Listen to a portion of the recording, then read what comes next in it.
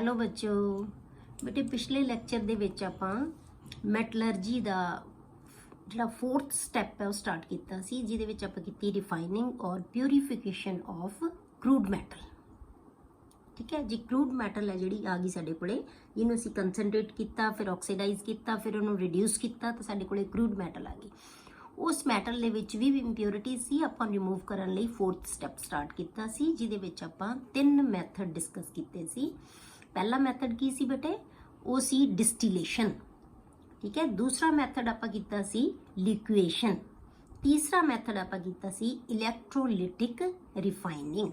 ਠੀਕ ਹੈ, ਜਿਹਦੇ ਵਿੱਚ ਆਪਾਂ ਇਲੈਕਟ੍ਰਿਸਿਟੀ ਪਾਸ ਕਰਕੇ ਤਾਂ ਇਲੈਕਟ੍ਰੋਲਿਸਿਸ ਕਰਦੇ ਹਾਂ ਤਾਂ ਪਿਓਰ ਮੈਟਲ ਹੈ ਜਿਹੜੀ ਸਾਨੂੰ ਮਿਲ ਜਾਂਦੀ ਹੈ। ਠੀਕ ਹੈ, ਜਿਹਦੇ ਵਿੱਚ ਆਪਾਂ ਕਾਪਰ ਦੀ ਡਿਸਕਸ ਕਰ ਰਹੇ ਸੀ ਕਿ ਕਾਪਰ ਦੀ ਰਿਫਾਈਨਿੰਗ ਆਪਾਂ ਕਿਵੇਂ ਕਰਦੇ ਹਾਂ। ਠੀਕ ਹੈ, ਹੁਣ ਇਹਦੇ ਵਿੱਚ ਜੇ ਆਪਾਂ ਦੇਖੀਏ ਬੇਟੇ ਤਾਂ ਕੀ ਹੁੰਦਾ ਹੈ, ਕਾਪਰ ਆਇਨਸ ਆਪਾਂ ਐਨੋਡ ਇੰਪਿਓਰ ਨੂੰ ਲਿਆ, ਕੈਥੋਡ ਪਿਓਰ ਨੂੰ। ਇਹ ਪਤਲੀ ਸਟ੍ਰਿਪ ਲਈ ਇਹ ਮੋਟੀ, ਤੇ ਇੱਥੋਂ ਐਨੋਡ ਤੋਂ ਆਕਸੀਡੇਸ਼ਨ ਹੋ ਕੇ ਇਲੈਕਟ੍ਰੋਨ ਇੱਥੋਂ ਜਾ ਕੇ ਵਹਿਣਾ ਸ਼ੁਰੂ ਹੋ ਕੇ ਤੇ ਕੈਥੋਡ ਵੱਲ ਨੂੰ ਆ ਰਹੇ ਆ ਇਲੈਕਟ੍ਰੋਨ। ਦੇਖੋ ਤੁਸੀਂ ਇੱਥੋਂ ਕਾਪਰ ਆਇਨਸ ਸੋਲੂਸ਼ਨ 'ਚ ਆਈ ਜਾਂਦੇ ਆ, ਇਧਰੋਂ ਇਲੈਕਟ੍ਰੋਨ ਗੇਨ ਕਰਕੇ ਆਇਨਸ ਸੋਲੂਸ਼ਨ ਦੇ ਵਿੱਚੋਂ ਇਹਦੇ ਉੱਤੇ ਡਿਪੋਜ਼ਿਟ ਹੋਣ ਲੱਗ ਪਏ। ਦੇਖੋ ਤੁਸੀਂ ਇਧਰ ਵੱਲ ਨੂੰ ਜਾ ਰਹੇ ਆ ਤਾਂ ਇੱਥੋਂ ਕਾਪਰ ਇੰਪਿਓਰ ਤੋਂ ਕਾਪਰ ਆਇਨਸ ਚਾਈ ਜਾਂਦੇ ਆ, ਆਇਨਸ ਜਿਹੜੇ ਇਲੈਕਟ੍ਰੋਨ ਗੇਨ ਕਰਕੇ ਡਿਪੋਜ਼ਿਟ ਕੈਥੋਡ ਦੇ ਉੱਤੇ ਹੋਈ ਜਾਂਦੇ ਆ।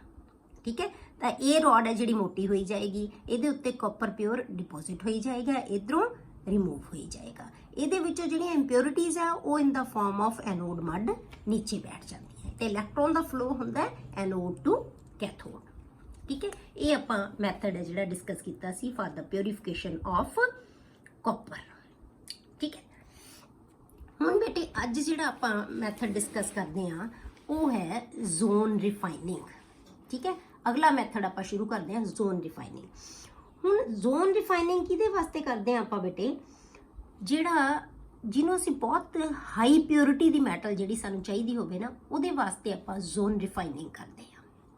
ਠੀਕ ਹੈ, ਹੁਣ ਇਹਦੇ ਵਿੱਚ ਆਪਾਂ ਕੀ ਕਰਦੇ ਹਾਂ, ਇੱਕ ਮੈਟਲ ਦਾ ਰੋਡ ਬਣਾ ਲੈਂਦੇ ਹਾਂ ਜਾਂ ਬਾਰ ਬਣਾ ਲੈਂਦੇ ਹਾਂ ਇੱਕ ਮੈਟਲ ਦੀ, ਉਹਨੂੰ ਆਪਾਂ ਇੱਕ ਇਨਰਟ ਮੀਡੀਅਮ 'ਚ ਰੱਖ ਦਿੰਦੇ ਹਾਂ, ਉਹਦੇ ਆਸੇ-ਪਾਸੇ ਆਪਾਂ ਇੱਕ ਰੋਟੇਟਿੰਗ ਹੀਟਰ ਲਗਾ ਦਿੰਦੇ ਹਾਂ।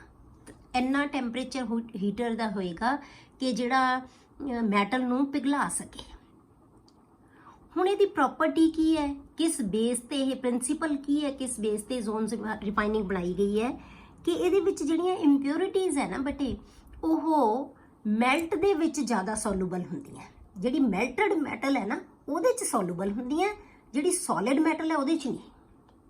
ਮਤਲਬ ਮੈਲਟਡ ਸੋਲੂਬਲ, ਜਿੱਥੇ ਮੈਲਟਡ ਮੈਟਲ ਹੋਏਗੀ ਨਾ ਉਹਦੇ ਨਾਲ ਇੰਪਿਉਰਿਟੀਜ਼ ਜਾਣਗੀਆਂ। ਠੀਕ ਹੈ, this method is based on the principle that the impurities are more soluble in melt than in the solid state of the metal। ਮਤਲਬ ਜਿੱਥੇ ਮੈਲਟਡ ਮੈਟਲ ਹੋਏਗੀ ਨਾ ਉੱਥੇ ਇੰਪਿਉਰਿਟੀਜ਼ ਨਾਲ ਜਾਣਗੀਆਂ। ਇਸ ਪ੍ਰਿੰਸੀਪਲ ਨੂੰ ਅਸੀਂ ਯੂਜ਼ ਕਰਾਂਗੇ ਤਾਂ ਆਪਾਂ ਕੀ ਕਰਦੇ ਹਾਂ, ਇੱਕ ਬਾਰ ਬਣਾ ਲੈਂਦੇ ਹਾਂ। ਠੀਕ ਹੈ, ਮੈਟਲ ਦੀ, ਜਾਂ ਇੱਕ ਰੋਡ ਬਣਾ ਲੈਂਦੇ ਹਾਂ, ਉਹਦੇ ਅਸੀਂ ਸਰਕੂਲਰ ਹੀਟਰ ਰੋਟੇਟ ਕਰਦੇ ਹਾਂ, ਉਹਦੇ ਇਨਰਟ ਮੀਡੀਅਮ 'ਚ ਰੱਖ ਕੇ ਉਹਨੂੰ, ਜਾਂ ਮੋਬਾਈਲ ਹੀਟਰ ਹੈ ਜਿਹੜਾ, ਉੱਪਰਲੇ ਸਿਰੇ ਤੋਂ ਅਸੀਂ ਸ਼ੁਰੂ ਕਰ ਦਾਂਗੇ ਹੀਟਰ ਨੂੰ ਚਲਾਉਣਾ, ਹੌਲੀ ਹੌਲੀ ਜਾਏਗਾ। ਜਿਵੇਂ ਆਪਾਂ ਇਹਦੇ ਵਿੱਚ ਦੇਖੀਏ ਕਿ ਇਹ ਸਾਡੇ ਕੋਲੇ ਡਾਇਗਰਾਮ ਦੇ ਤੇ ਦੇਖੋ ਹੁਣ ਕੀ ਹੈ, ਆ ਬਾਰ ਅਸੀਂ ਰੱਖੀ ਹੈ, ਇਹਨੂੰ ਆਪਾਂ ਹੀਟਰ ਜਾਈ ਜਾਂਦਾ ਹੈ, ਹੌਲੀ ਹੌਲੀ ਹੀਟਰ ਨੀਚੇ ਨੂੰ ਜਾਈ ਜਾਂਦਾ ਹੈ। ਜਦੋਂ ਹੀਟਰ ਨੀਚੇ ਨੂੰ ਜਾਂਦਾ ਬੇਟੇ ਤਾਂ ਉਦੋਂ ਕੀ ਹੋ ਰਿਹਾ ਹੈ, ਜਦੋਂ ਹੀਟਰ ਨੀਚੇ ਜਾਏਗਾ ਤਾਂ ਉਹਦੇ ਨਾਲ ਕੀ ਹੋਏਗਾ, ਉੱਥੇ ਮੈਟਲ ਪਿਘਲ ਜੇਗੀ। ਉਹਨੂੰ ਅਸੀਂ ਕਹਿੰਦੇ ਆ ਮੈਲਟਡ ਜ਼ੋਨ ਜਾਂ ਮੋਲਟਨ ਜ਼ੋਨ। ਇਹ ਮੋਲਟਨ ਜ਼ੋਨ ਹੈ ਜਿੱਥੇ ਮੈਲਟ ਹੋਈ ਵੀ ਹੈ ਮੈਟਲ, ਸਿਰਫ ਇੰਨੇ ਪੋਰਸ਼ਨ ਤੇ ਮੈਲਟ ਹੋਈ ਵੀ ਹੈ।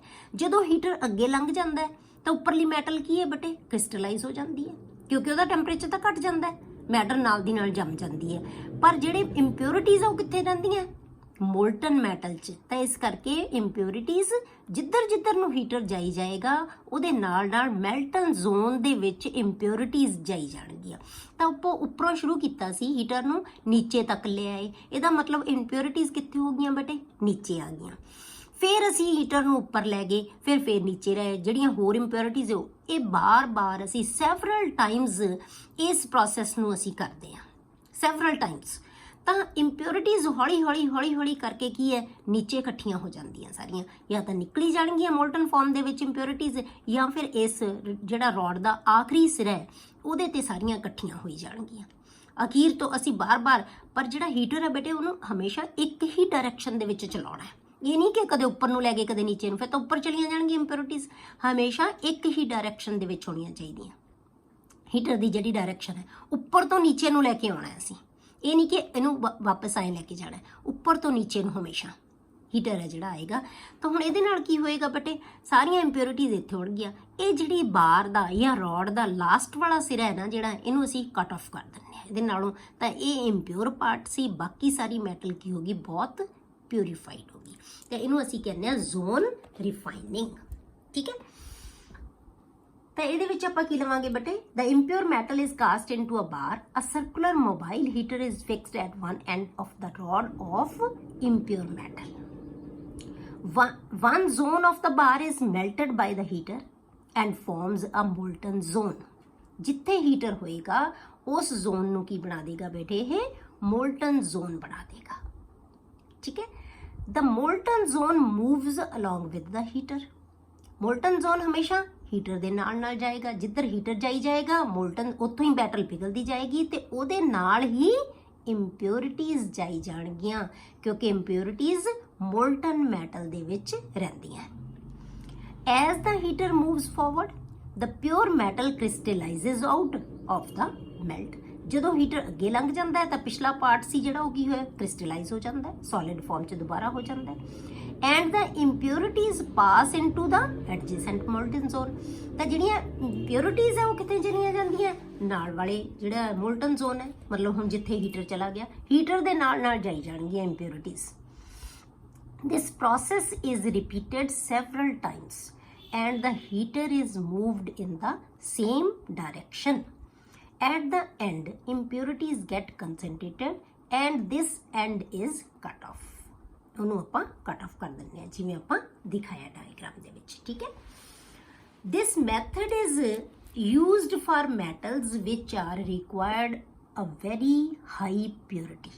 ਜਿਹਦੇ ਲਈ ਸਾਨੂੰ ਬਹੁਤ ਹਾਈ ਪਿਓਰਿਟੀ ਚਾਹੀਦੀ ਹੈ, ਉਹ ਮੈਟਲਸ ਨੂੰ ਅਸੀਂ ਇਸ ਮੈਥਡ ਦੇ ਜ਼ੋਨ ਰਿਫਾਈਨਿੰਗ ਦਾ ਨਾਲ ਪਿਊਰੀਫਾਈ ਕਰ ਸਕਦੇ ਹਾਂ। ਜਿਵੇਂ ਜਰਮੇਨੀਅਮ ਹੈ, ਜਿਵੇਂ ਆਪਾਂ ਹੁਣ ਜੇ ਡਾਇਗਰਾਮ ਦਿਖਾਈ ਸੀ, ਜਿਹੜੀ ਆਹ ਪ੍ਰੋਸੈਸ ਦਿਖਾਈ ਸੀ ਉਹ ਕਿਹਦੀ ਸੀ, ਜਰਮੇਨੀਅਮ ਦੀ। ਆਪਾਂ ਰੋਡ ਜਰਮੇਨੀਅਮ ਦੀ ਲਈ ਹੋਈ ਸੀ। ਠੀਕ ਹੈ, germanium, silicon, boron etcetera and very useful for producing semi conductors.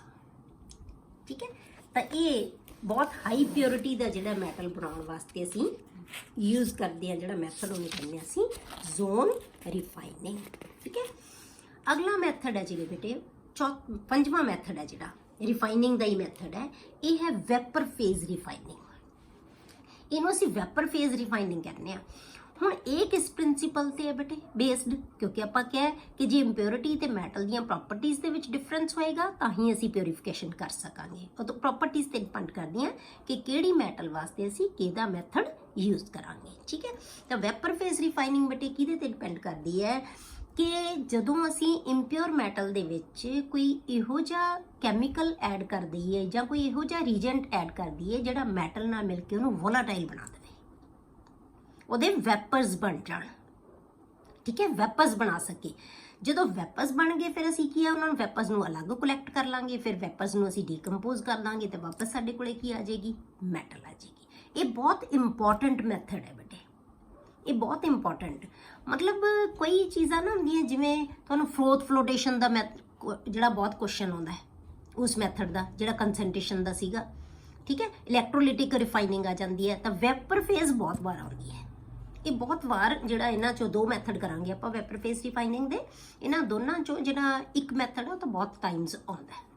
ਠੀਕ ਹੈ, ਤਾਂ ਇਹਦਾ ਮਤਲਬ ਕੀ ਹੈ ਬੇਟੇ ਕਿ ਇਹ ਸਿਰਫ ਉਹਨਾਂ ਕੰਪਾਊਂਡਸ ਵਾਸਤੇ ਯੂਜ਼ ਕਰ ਸਕਾਂਗੇ ਆਪਾਂ ਜਿਨ੍ਹਾਂ ਦੇ ਵਿੱਚ ਸਾਡੇ ਕੋਲੇ ਦੋ ਜਿਹੜੀ ਹੈਗੀ ਹੈ ਰਿਕੁਆਇਰਮੈਂਟਸ ਹੋਣਗੀਆਂ।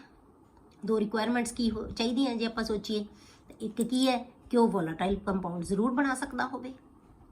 ਠੀਕ ਹੈ, ਜਦੋਂ ਅਸੀਂ ਕੰਪਾਊਂਡ ਐਡ ਕਰਾਂਗੇ ਕੋਈ। ਦੂਜੀ ਚੀਜ਼ ਕੀ ਹੈ ਕਿ ਉਹ ਡੀਕੰਪੋਜ਼ ਵੀ ਹੋ ਸਕਦਾ ਹੋਵੇ। ਇਹ ਨਾ ਹੋਵੇ ਕਿ ਉਹ ਵੋਲਾਟਾਈਲ ਕੰਪਾਊਂਡ ਬਣ ਗਿਆ ਤੇ ਉਹ ਕੰਪਾਊਂਡ ਉਸੇ ਫਾਰਮ 'ਚ ਹੀ ਰਹਿ ਜਾਵੇ, ਕੰਪਲੈਕਸ ਉਹੀ ਰਹਿ ਜਾਵੇ, ਵਾਪਸ ਟੁੱਟੇ ਹੀ ਨਾ ਤੇ ਅਸੀਂ ਮੈਟਲ ਗੇਨ ਹੀ ਨਾ ਕਰ ਸਕੀਏ। ਤਾਂ ਇਹ ਦੋ ਕੰਡੀਸ਼ਨਸ ਹੈ ਇਸ ਮੈਥਡ ਵਾਸਤੇ ਬੇਟੇ।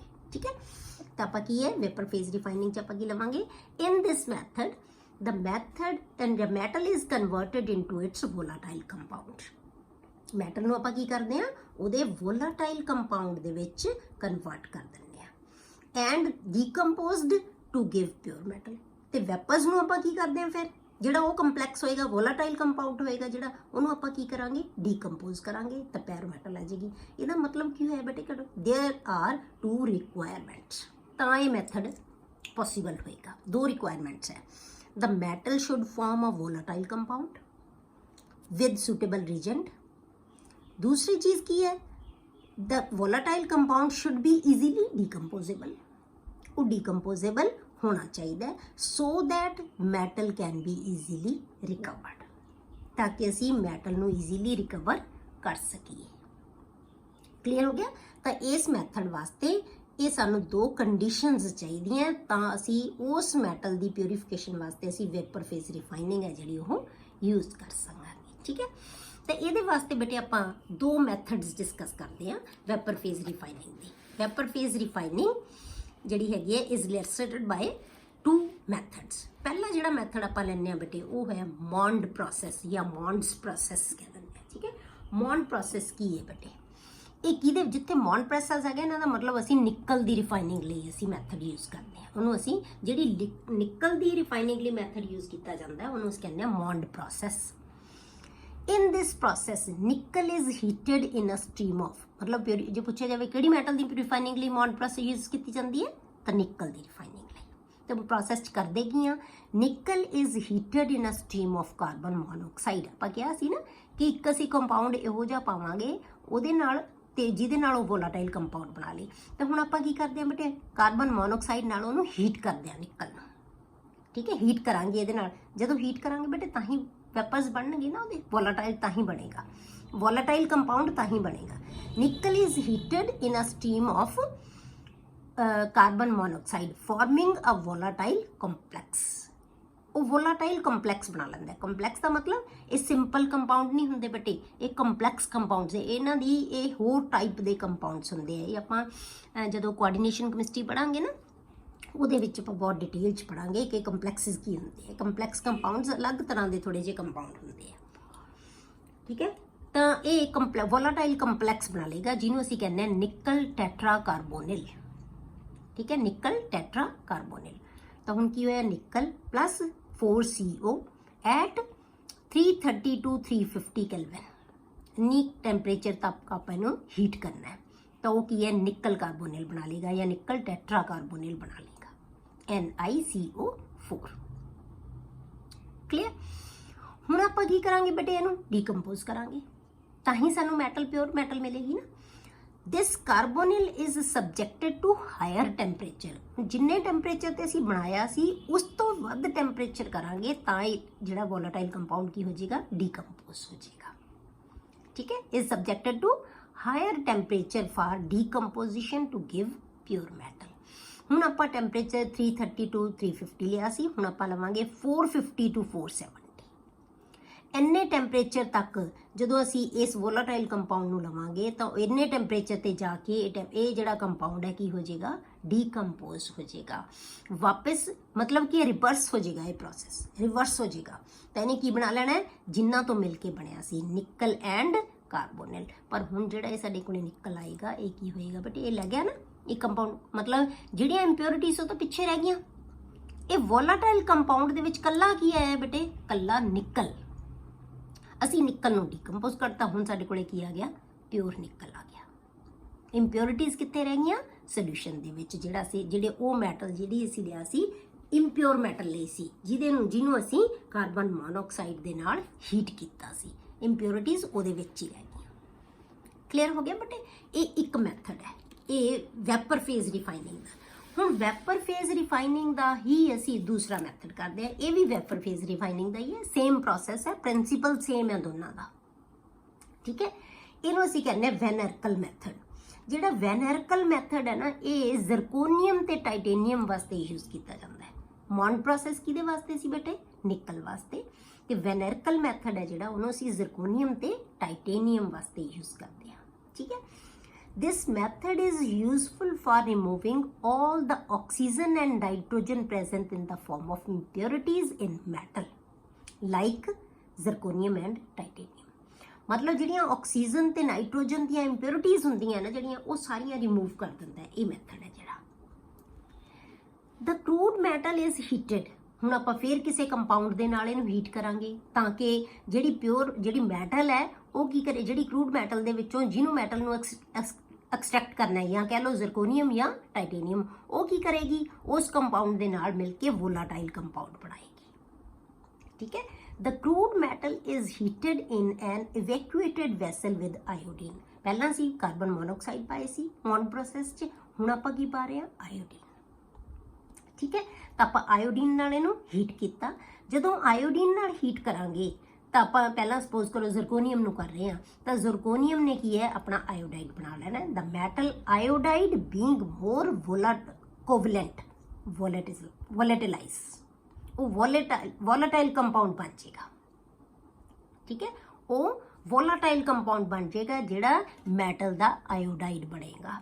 ਮੈਟਲ ਕਿਹੜੀ ਲਓਗੇ, ਜਾਂ ਜ਼ਰਕੋਨੀਅਮ ਲਓਗੇ ਜਾਂ ਟਾਈਟੇਨੀਅਮ ਲਓਗੇ। ਹੁਣ ਜਿਵੇਂ ਆਪਾਂ ਜ਼ਰਕੋਨੀਅਮ ਲੈ ਲਿਆ, ਇਹਨੇ ਆਇਓਡੀਨ ਨਾਲ ਕੰਬਾਈਨ ਹੋ ਕੇ ਕੀ ਬਣਾ ਲਿਆ ਬੇਟੇ, ਜ਼ਰਕੋਨੀਅਮ ਆਇਓਡਾਈਡ ZrI4। ਕਲੀਅਰ। ਮੈਟਲ ਹੁਣ ਆਪਾਂ ਇਹਦੀ ਡੀਕੰਪੋਜੀਸ਼ਨ ਕਰਨੀ ਹੈ। metal iodide is decomposed on a tungsten filament। ਤਾਂ ਆਪਾਂ ਇਹਦੀ ਡੀਕੰਪੋਜੀਸ਼ਨ ਵਾਸਤੇ ਕੀ ਲੈਣੇ ਆ ਬੇਟੇ, ਟੰਗਸਟਨ ਫਿਲਾਮੈਂਟ ਲੈਣੇ ਆ। ਇਲੈਕਟ੍ਰੀਕਲੀ ਹੀਟਡ ਟੂ ਅਬਾਊਟ 18 ਕੈਲਵਨ, ਮਤਲਬ ਇੰਨੇ ਜ਼ਿਆਦਾ ਟੈਂਪਰੇਚਰ ਤੱਕ ਅਸੀਂ ਇਹਨੂੰ ਕੀ ਕਰਾਂਗੇ, ਹੀਟ ਕਰਾਂਗੇ। ਇਲੈਕਟ੍ਰੀਕਲੀ ਹੀਟ, ਕਿਉਂਕਿ ਟੰਗਸਟਨ ਫਿਲਾਮੈਂਟ ਲਿਆ ਨਾ, ਤਾਂ ਇਲੈਕਟ੍ਰੀਕਲੀ ਹੀਟ ਕਰਾਂਗੇ ਆਪਾਂ ਇਹਨੂੰ। ਠੀਕ ਹੈ, ਇਹਨੂੰ ਇਲੈਕਟ੍ਰੀਕਲੀ ਹੀਟ ਕਰਾਂਗੇ ਅਪ ਟੂ ਅਬਾਊਟ 18 ਕੈਲਵਿਨ, ਮਤਲਬ ਇੰਨੇ ਟੈਂਪਰੇਚਰ ਤੱਕ ਸਾਨੂੰ ਉਹਨੂੰ ਹੀਟ ਕਰਨਾ ਪਏਗਾ ਤਾਂ ਸਾਡੇ ਕੋਲੇ ਪਿਓਰ ਮੈਟਲ ਆਏਗੀ, ਤਾਂ ਉਹ ਡੀਕੰਪੋਜ਼ ਹੋਏਗਾ। The pure metal is decomposed on the filament. ਤਾਂ ਜਿਹੜੀ ਪਿਓਰ ਮੈਟਲ ਹੈ ਜਿਹੜੀ ਉਹ ਕੀ ਹੋਏਗੀ, deposited, pure metal deposited on the filament, deposit ਹੋ ਜਾਏਗੀ। ਜ਼ਰਕੋਨੀਅਮ ਆਇਓਡਾਈਡ ਕਿੰਨੇ ਟੈਂਪਰੇਚਰ ਤੱਕ ਹੀਟ ਕੀਤਾ, 1800 ਕੈਲਵਿਨ ਤੱਕ, ਤਾਂ ਕੀ ਬਣ ਗਿਆ Zr+2I2। ਠੀਕ ਹੈ। ਹੁਣ ਇਸੇ ਤਰ੍ਹਾਂ ਬੇਟੇ ਆਪਾਂ similarly titanium can be refined, titanium ਨੂੰ ਵੀ ਅਸੀਂ ਰਿਫਾਈਨ ਕਰ ਸਕਦੇ ਹਾਂ। ਟਾਈਟੇਨੀਅਮ ਦੀ ਤਾਂ ਅਸੀਂ ਕੀ ਕਰਾਂਗੇ, ਜ਼ਰਕੋਨੀਅਮ ਦੀ ਥਾਂ ਤੇ ਆਪਾਂ ਕੀ ਲਿਖ ਦਾਂਗੇ, ਟਾਈਟੇਨੀਅਮ ਪਾ ਲਾਂਗੇ, ਉਹ ਟਾਈਟੇਨੀਅਮ ਦਾ ਆਇਓਡਾਈਡ ਬਣ ਗਿਆ। ਫਿਰ ਟਾਈਟੇਨੀਅਮ ਦੇ ਆਇਓਡਾਈਡ ਨੂੰ ਅਸੀਂ ਡੀਕੰਪੋਜ਼ ਕਰਾਂਗੇ ਤਾਂ ਟਾਈਟੇਨੀਅਮ ਤੇ ਆਇਓਡੀਨ ਬਣ ਜਾਏਗੀ। ਠੀਕ ਹੈ, ਤਾਂ ਇਹ ਦੋਨੇ ਮੈਥਡਸ ਅਸੀਂ ਵੈਪਰ ਰਿਫਾਈਨਿੰਗ, ਜਿਹੜੀ ਵੈਪਰ ਫੇਜ਼ ਰਿਫਾਈਨਿੰਗ ਦੇ ਵਿੱਚ ਆਉਂਦੇ ਆ। ਪਰ ਇਹਦੇ ਵਿੱਚੋਂ ਜਿਹੜਾ ਇੰਪੋਰਟੈਂਟ, ਬਹੁਤ ਜ਼ਿਆਦਾ ਇੰਪੋਰਟੈਂਟ ਹੈ ਜਿਹੜਾ, ਉਹ ਹੈ ਮੌਂਡ ਪ੍ਰੋਸੈਸ, ਨਿਕਲ ਦੀ ਰਿਫਾਈਨਿੰਗ। ਬਹੁਤ ਟਾਈਮਸ ਤੁਹਾਨੂੰ ਕੁਐਸਚਨ ਆ ਜਾਂਦਾ ਹੈ ਕਿ ਮੌਂਡ ਪ੍ਰੋਸੈਸ ਨੂੰ ਐਕਸਪਲੇਨ ਕਰੋ, ਜਾਂ ਨਿਕਲ ਦੀ ਰਿਫਾਈਨਿੰਗ ਲਈ ਕਿਹੜਾ ਮੈਥਡ ਤੁਸੀਂ ਯੂਜ਼ ਕਰਦੇ ਹੋ ਉਹਨੂੰ ਐਕਸਪਲੇਨ ਕਰੋ। ਠੀਕ ਹੈ, ਹੁਣ ਇਹ ਕਿਉਂਕਿ ਬਹੁਤ ਇੰਪੋਰਟੈਂਟ ਹੈ, ਬਹੁਤ ਧਿਆਨ ਨਾਲ ਕਰਨਾ ਬੇਟੇ। ਆਪਾਂ ਅਗਲੇ ਮੈਥਡ ਜਿਹੜੇ ਨੈਕਸਟ ਲੈਕਚਰ ਦੇ ਵਿੱਚ ਕਰਾਂਗੇ। ਓਕੇ।